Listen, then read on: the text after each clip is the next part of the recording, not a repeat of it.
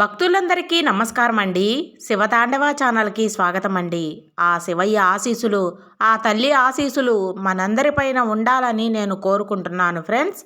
ఇక ఈరోజు వీడియోలో ఈ వీడియో మీరు ఫస్ట్ టైం చూస్తుంటే ప్లీజ్ లైక్ చేయండి, షేర్ చేయండి, సబ్స్క్రైబ్ చేయండి ఫ్రెండ్స్. ఈరోజు ఆ శివయ్య మన కోసం అందించే సందేశం ఏమిటంటే, నేను నీతో మాట్లాడడానికి వచ్చాను తల్లి. ఏ కారణం లేకుండా కాదు, నీ మనసులో నుంచి వచ్చిన పిలుపు నన్ను కదిలించింది. భక్తా, కాసేపు మనసు శాంతిగా ఉంచు. ఈ క్షణంలో నువ్వు వినబోయే మాటలు సాధారణం కావు. ఇవి నీ హృదయాన్ని తాకి, నీ ఆలోచనను మార్చి, నీ జీవితాన్ని ఒక కొత్త దిశలో నడిపించే శక్తి కలిగినవి. నేను శివుడిని, కానీ ఇప్పుడు నీ ముందుకు దేవుడిగా కాక నీ తండ్రిగా వచ్చాను తల్లి. నిన్ను శాసించడానికి కాదు, నిన్ను అర్థం చేసుకొని నీకు మార్గం చూపడానికి ఈ మాటలు చెబుతున్నాను భక్త. నీ మనసులో మాటలు ఇవే కదా. ఎందుకు నా జీవితంలో ఇన్ని కష్టాలు? నేను ఏం తప్పు చేశాను? ఎందుకు నాకే ఇన్ని కష్టాలు వస్తున్నాయి? ఎందుకు ఈ ఈశ్వరుడు నన్నే పరీక్షిస్తున్నాడు? నన్ను అడిగిన ఆ ప్రశ్నలన్నీ నేను విన్నాను. నిన్ను సమాధానపరచడానికే వచ్చాను తల్లి. నువ్వు ఒంటరిగా ఏడ్చిన రాత్రులు నేను చూశాను. నీలో ఉన్న బాధ నాకు తెలుసు. కానీ ఈరోజు నేను నీ బాధను తొలగించడానికే వచ్చాను. నీ హృదయాన్ని ఓపికగా పట్టుకొని వచ్చాను. నిన్ను వెలుగు వైపుకు నడిపించడానికే వచ్చాను భక్త. నీ కన్నీళ్లు నాకు కొత్తవి కాదు.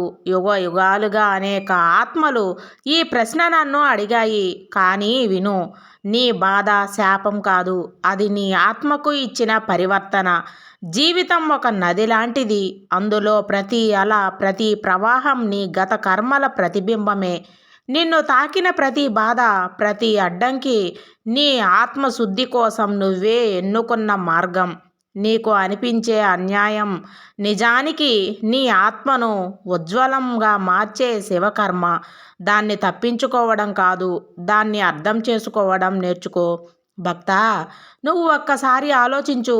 ఒక విత్తనం నేలలో పాతి పెట్టినప్పుడు అది చీకటిలో ఉంటుంది కదా, అది బాధగా ఉంటుంది కదా, అది బాధగా అనిపిస్తుంది. కానీ అదే చీకటి దాన్ని మొలకగా మారుస్తుంది. అలాగే నీ బాధ కూడా నిన్ను కొత్త రూపంలో పుట్టించడానికి వచ్చిన శక్తి. బాధను ద్వేషించకు, దాన్ని చూసి అది శివుడు బహుమతి అని స్వీకరించు. ఎందుకంటే ప్రతి కన్నీటి బొట్టులో ఒక జ్ఞానం దాగి ఉంటుంది.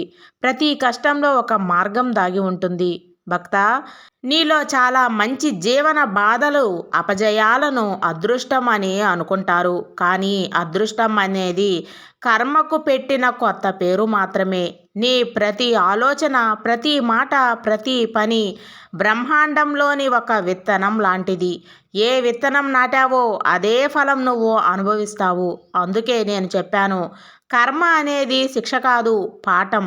నిన్నటి తప్పులు నిన్ను శిక్షించడానికి రావు, నిన్ను మేల్కొనేందుకు వస్తాయి. భక్త, పశ్చాత్తాపం అనే దీపం ఒకసారి వెలిగితే నీ గత కర్మల చీకటి కరుగుతుంది. నీ హృదయం నిజమైన పశ్చాత్తాపంతో మారితే శివుడు నీలో నివసిస్తాడు. నీ పాపం కడగటానికి గంగ అవసరం లేదు, నీ నిజాయితీ చాలు. నీ మనసు పశ్చాత్తాపంతో నిండితే అది వేల గంగ స్నానాల కంటే పవిత్రం భక్త. నువ్వు ఎన్ని పూజలు చేసినా, ఎన్ని జపాలు చేసినా మౌనం రాకపోతే శివుడిని తాకలేవు. నా ఆలయం రాతితో కాదు, నీ మనసులోని శాంతితో నిర్మించాలి. నీ ఆలోచనలు నిశ్శబ్దం అవగానే నేను ప్రత్యక్షమవుతాను. బయట ప్రపంచం అల్లకల్లోలంగా ఉంటుంది, కానీ నీలో మౌనం పుట్టినప్పుడు నువ్వు సముద్రంలా అవుతావు. అలలు వస్తాయి పోతాయి, కానీ నీలో శాంతి ఉంటుంది.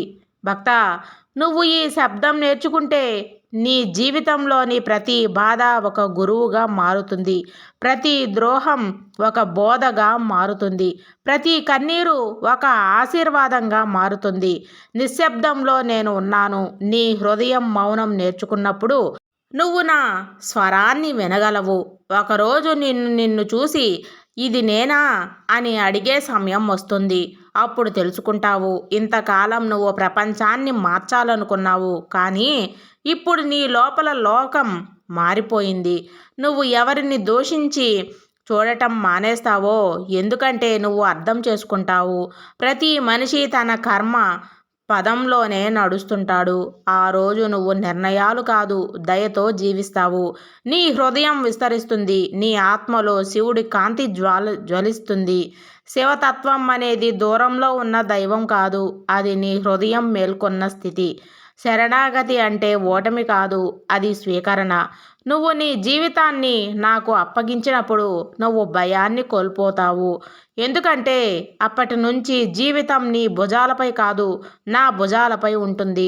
నువ్వు నా ముందు నిలబడి శివా, నేను తప్పు చేశాను అని చెబితే నేను నీ తప్పులు చూడను, నీ నిజాయితీని మాత్రమే చూస్తాను.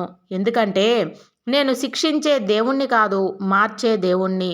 నువ్వు మారాలనుకున్న క్షణం నుంచే నీ పాప భారం కరగడానికి.